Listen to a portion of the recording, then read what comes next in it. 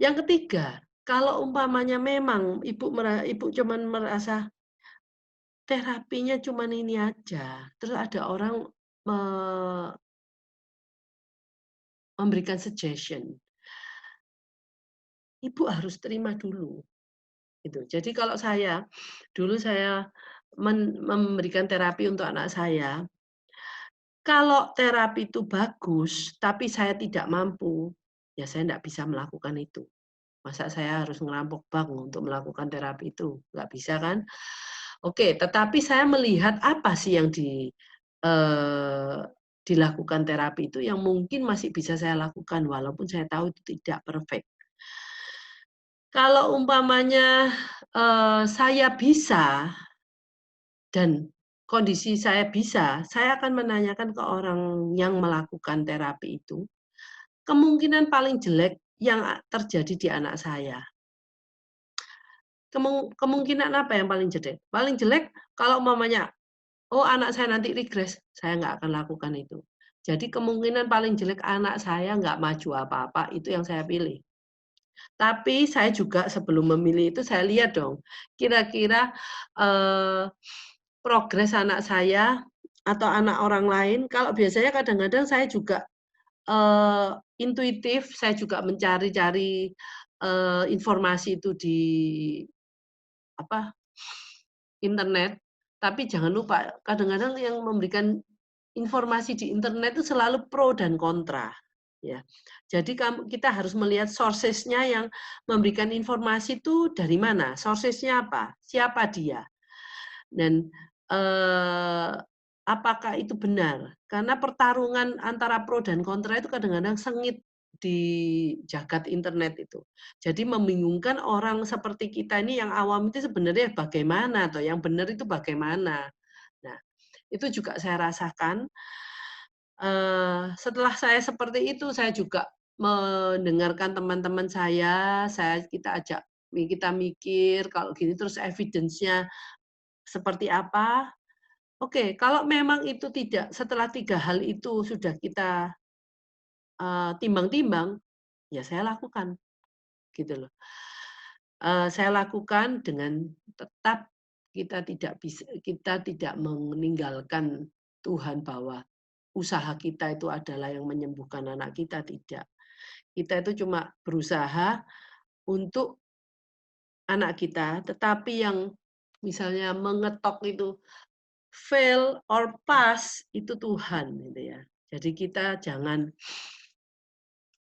jangan terlalu bernafsu bernafsu, "Pokoknya anak saya harus bisa," gitu loh. Jadi jagalah sikap itu supaya kita juga selaras dengan, orang-orang sekitar kita. Kalau kita terlalu bernafsu, tempat, orang yang menerapi anak kita juga merasa terancam. Terancam itu bagaimana? Nah, karena kalau kita terlalu, ngubernya itu sudah melewati batas gitu ya, orang-orang kadang-kadang capek menghadapi kita. Itu juga awal-awal saya juga seperti itu. Saya tidak peduli urusannya orang, perasaannya orang, yang penting anak saya maju. Anak saya mendapatkan apa yang perlu diperlukan oleh anak saya. Tapi terus lama-kelamaan saya ngomong, kalau kita loh nggak harmoni dengan orang-orang sekitar kita, kita mengharapkan sesuatu yang harmoni untuk anak kita, apakah itu bisa tercapai? Itu sulit kayaknya. Dan itu pun jadi kalau saya ngomong itu pun juga kita meninggalkan jejak-jejak yang tidak enak, gitu loh. Jadi saya sekarang gini, kalaupun memang Tuhan memberikan itu pastinya jalannya enak dan kita jangan merusak dengan semua, eee, apa ya, bukan, keinginan yang membara, bagaimana pokoknya semua ditabrak, pokoknya anak saya ini, anak saya harus gini gini gini, tanpa melihat yang lainnya, itu aja. Mungkin karena saya sudah, eee, dengan Steven itu udah kira-kira sekarang 25 tahun ya. Saya juga nggak menyalahkan ibu-ibu yang kalau yang awal-awal itu panik, histeris atau bingung seperti apa, saya juga menjalani seperti itu. Di sini saya cuman mau sharing apa yang saya sudah lakukan, apa yang menurut saya itu, eee, bisa membuat kita menjalani hidup ini tidak dalam keadaan yang, sulit. Sulit itu dalam sisi kadang-kadang yang sulit itu malah di daerah ini ya, perasaan kita ya.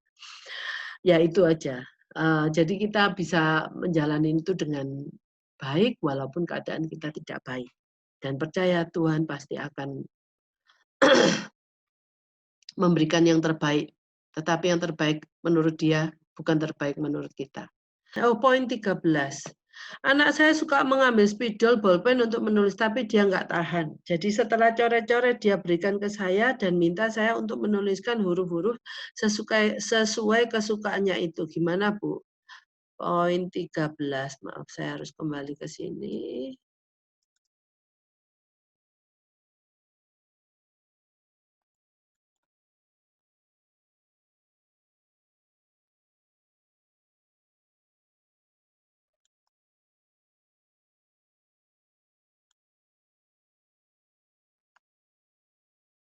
Bentar, Bu. Memulai aktivitas. Oh, bukan. Ini memulai aktivitas itu gini, Bu. Jadi yang Ibu tanya, oh ya, dia bisa memulai aktivitas karena dia pengen, ada menulis, dia ambil bolpen, ambil kertas sendiri. Nah, itu termasuk memulai aktivitas, benar. Terus ya nggak apa-apa, dia memang mungkin motoriknya kurang kuat, Bu, jadi dia nggak bisa menulis lama. Tapi Ibu mungkin gitu, bisa juga Ibu menulis, nanti bergantian Ibu menulis, dia menulis lagi, gitu lah. Jadi, dia mungkin bisa udah istirahat, dia mau nulis lagi, melanjutkan. Lama-lama kan kalau kita latih terus dia akan mungkin lebih ya bukan mungkin ya, karena latihan akan membuat itu lebih bagus, apapun problem yang ada di dia. Terus, poin 14, untuk berpakaian saya harus taruh dulu di kepalanya lalu dia bisa melanjutkan sampai selesai. Termasuk agak benar, Bu, iya. Jadi dia mestinya harus bisa memasukkan ke kepalanya sendiri. Eee, Kalau menggambarnya yang itu-itu saja, misalnya gambar pemandangan, ada sawah, gunung, dan rumah, setiap disuruh gambar pasti gambar yang sama, itu artinya imajinasi belum berkembang. Iya, Bu. Jadi ini hafalan, Bu, ini namanya seperti kita, Bu. Kalau disuruh gambar, yang gambar itu terus, Bu. Jadi itu sebenarnya nggak imajinatif. Jadi, oke, imajinasi itu belum tentu harus menggambar, Bu. Jadi mungkin dari suatu benda kita bisa membuat benda lainnya yang, oh ya, mungkin gini, aku lihat botol botol Aqua, ya. Kalau botol Aqua tuh dipotong atasnya, ya, itu bisa jadikan mungkin bentuknya dari kura-kura. Terus tinggal saya kasih gambaran lah kiri kanan kakinya dan tangannya kura-kura. Dan badannya tinggal saya berikan, geret-geret apa ya, seperti, motifnya kura-kura. Nah, itu imajinasi. Jadi kita bisa melakukan apapun, dari benda apapun, tapi, dan membuat menjadi sesuatu yang lain, gitu. Kalau menggambar, poin 5, apakah yang digambar harus memiliki arti? Menggambar ini karena ini ada fungsi kognitif ya, Bu, ya. Jadi, pastinya menggambar itu juga harus ya namanya menggambar ya harus ada ininya, Bu, harus ada artinya, Bu. Kalau nggak ada artinya biasanya mencoret-coret. Nah, itu nggak ada artinya. Jadi kalau menggambar itu harus ada yang digambar itu berupa apa, gitu ya. Kalau mewarnain juga ya harus mewarnai Ya sesuai, nggak keluar dari itunya, nggak terus semua apanya gambar kura-kura tadi, terus dicoret semua, diratani pakai warna hijau, itu nggak mewarnai, Bu. Itu namanya mencoret, gitu ya. Yang lainnya, anak saya diagnosis autis ringan, usia 5 tahun, latihan terapi untuk fokus, dia udah bisa, udah mulai tenang. Tapi untuk akademik sangat sulit. Yang mau saya tanyakan, bolehkah saya sekolahkan anak saya sekolah umum? Nah, ini loh, Bu. Nah, kalau sekolah itu, sekolahnya sekolah 5 tahun adalah sekolah ini, TK ya, masih TK ya, belum masuk SD ya. Kalau masih TK, nggak apa-apa, Bu. Nah, cuman kalau untuk urusan akademik, sudah sangat sulit, ya Ibu harus ngomong dengan gurunya di sekolah, supaya dia nggak merasa kesulitan di sekolah. Dan akhirnya kalau anak terlalu sulit di sekolah, dia akhirnya lama-lama nggak mau ke sekolah, gitu ya. Oke, dari Ibu Marijuana. Bu, indikator yang disampaikan di tiap poin yang dipaparkan apakah bisa kita pakai juga untuk digunakan pada anak yang normal? Kalaupun bisa, ada perilaku yang tidak terpenuhi di usia yang ditentukan, apa anak jadi dikategorikan bermasalah atau gimana? Kalau saya gini, Bu, memang itu mungkin kita itu, kalau ada yang bermasalah dari semua ini, memang ya bermasalah untuk mungkin kalau sisi sosialisasi ya, kalau ada masalahnya ya dari sisi sosialisasi dia akan bermasalah, mungkin dia akan sulit mendapatkan teman gitu ya. Nah, cuman sekarang umpamanya Ibu ngomong apakah bermasalah atau bagaimana, saya melihatnya dari sisi gini, apakah menurut Ibu itu sekarang ada dampaknya di dia? Nah, sekarang dulu ya, Bu, ya. Dia ngomong, "Oke, anak saya walaupun ini nggak ada dampaknya kok, Bu.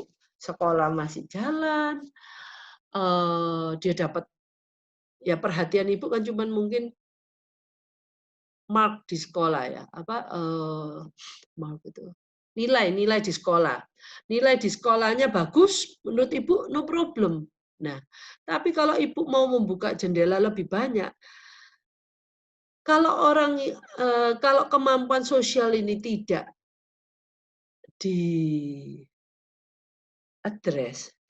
itu ditemukan, enggak dipecahkan, dia akan mempunyai kesulitan juga di kemudian hari. Jadi dia kayak orang nggak tahu lah. Dia sudah cuek, mungkin ya, nggak peduli apa namanya, apa yang orang lain pikirkan mengenai dia. Nah, nantinya itu kalau udah besarnya pasti akan berimbas kepada ini, kepada kemampuan dia untuk mencari uang. Jadi karena kemampuan-kemampuan ini kalau orang ya dan bukan bukan cuman mencari uang, juga kemampuan dia untuk hidup di masyarakat. Nah, itu kan ada banyak aspeknya. Kita kan nggak cuma lihat dia dari satu aspek.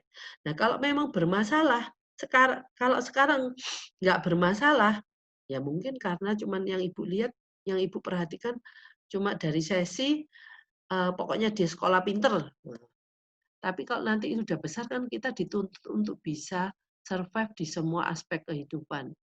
Nah, itu. Jadi kalau Ibu mau sekarang Ibu tahu itu bermasalah, Ibu cobalah latihlah itu untuk bisa, masalahnya terkendali, gitu. Gitu mungkin ya.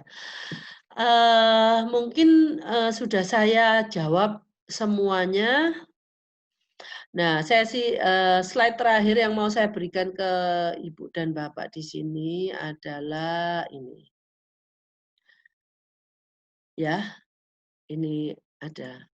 Kita mau anak kita itu yang seperti apa?